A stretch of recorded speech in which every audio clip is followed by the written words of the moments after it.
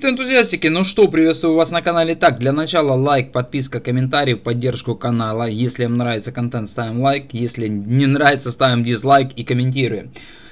Итак, у нас процентная ставка была снижена на 0,25 базисных пунктов. Сейчас на данный момент 4 пункта. И что у нас на рынке? Ну, в принципе, рынок отреагировал волатильностью. Роста пока что у нас нету.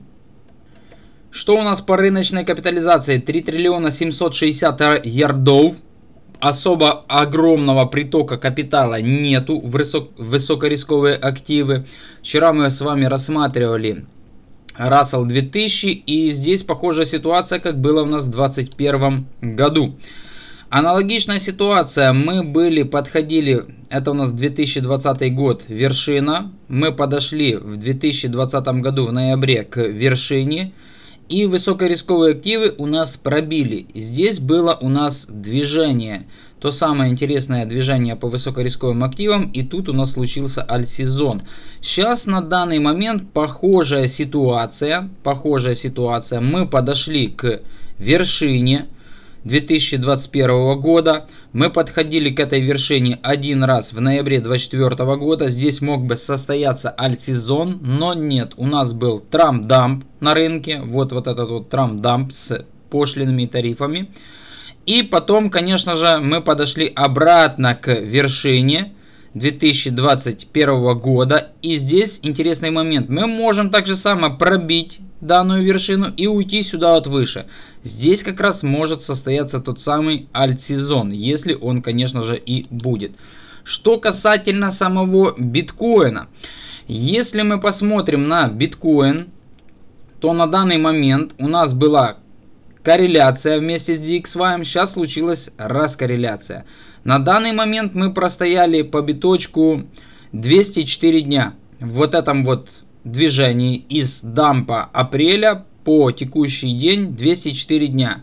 Если мы посмотрим на DXY, то мы примерно находимся... Где мы находимся по DXY? Давайте-ка мы посмотрим. 204 дня. Отмечаем. И у нас вот это вот значение. На данный момент, если у нас есть корреляция биткоина и курса DXY, то у нас тут DXY падает. Падает на протяжении, давайте-ка мы посмотрим, сколько мы здесь падали по DXY и обновляли лой. Мы здесь падали на протяжении 47 дней. Может быть такое, что за 47 дней у нас будет еще восходящее движение по биткоину. И 47 дней у нас припадает как раз на 15 декабря. И может что-то случиться на этом рынке очень положительное. То, что мы с вами за эти 47 дней пойдем, обновим хай по биткоину. И как раз за эти 47 дней у нас вырастут альткоины.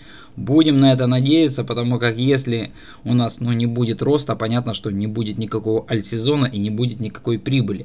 Потому как биток очень, конечно же, находится в такой вот напряженной зоне, и мы с текущих можем, конечно же, развернуться на медвежку.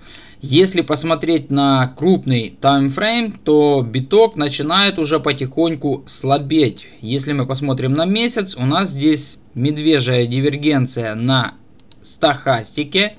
И пока что эта медвежья дивергенция не сломлена. Для того, чтобы мы сломали эту медвежью дивергенцию, нам нужна волна роста по биткоину. В принципе, спотовый биткоин ETF никак не влияет на дальнейший рост. И если посмотреть на биток там на протяжении, допустим, 12 месяцев, то доходность битка уменьшается. Разворот где-то уже рядом. Потому как за этот год биток просто-напросто показал, смотрите сколько, 18% роста.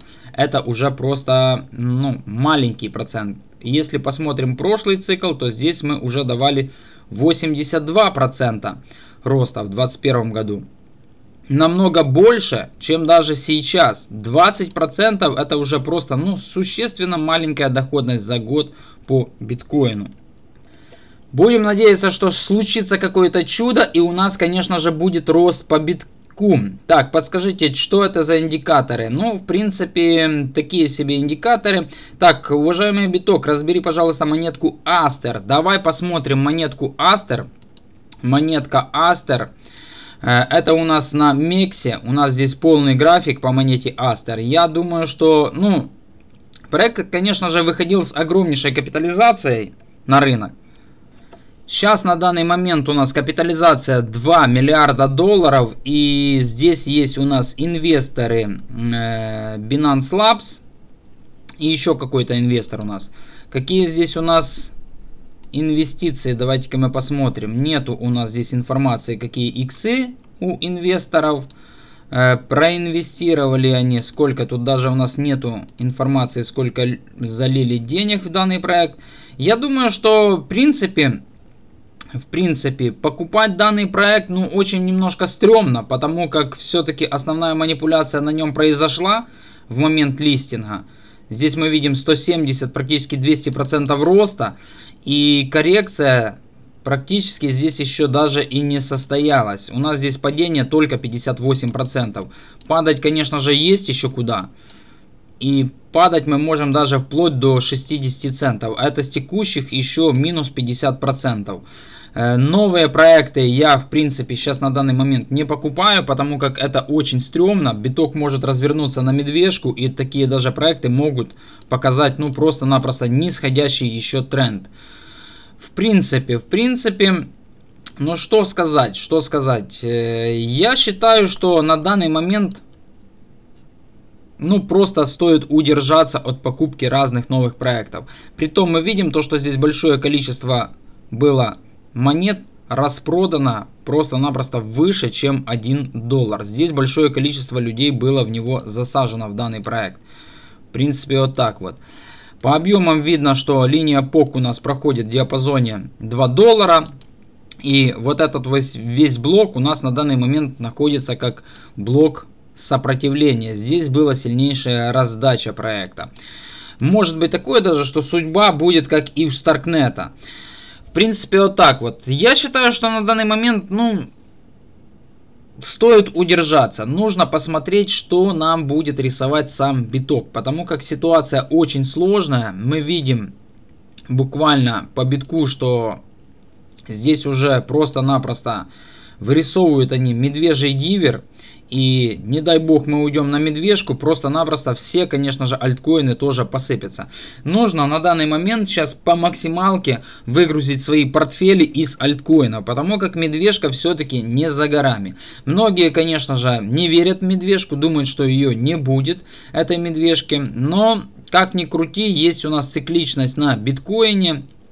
И, в принципе, по временному интервалу мы уже подошли к тем самым значениям, где биток уже должен был поставить свою вершину.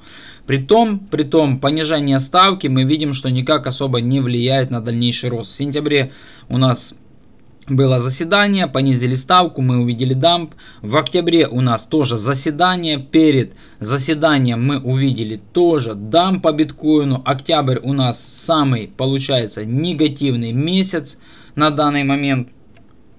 Если мы посмотрим, у нас получается октябрь самый негативный месяц для биткоина, оказывается, в этом бычьем цикле. Последний раз у нас был самый негатив в 2018 году и, конечно же, 2014 год. Но это было, конечно же, глубокая медвежка. А сейчас все-таки биток стоит на хаях в диапазоне $100 тысяч, и мы видим негатив. По эфириуму у нас здесь вообще плачевная ситуация. 4%, минус 4%. Это просто капец. Осталось буквально один день. 31 завтра будет, сегодня уже 30. Я думаю, что октябрь не будет положительный. Наверное, вся надежда остается только на ноябрь. В принципе, вот так вот. Надеемся, что у нас здесь случится какое-то чудо. Скрестим пальчики наши, потому как, если будет какое-то движение, я думаю, что оно произойдет до Нового года. На данной прекрасной ноте будем заканчивать. Всем спасибо за просмотр, всем пока, до связи и мирного неба.